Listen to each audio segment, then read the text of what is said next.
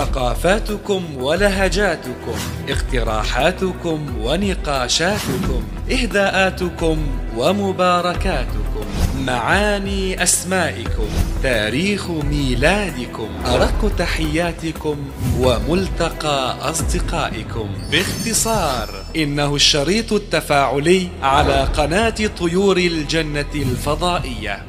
تواصلوا معنا عبر شريط الرسائل القصيرة SMS، وأرسلوا مشاركاتكم إلى الأرقام الظاهرة أسفل الشاشة. رسائلكم محل اهتمامنا، فكونوا معنا.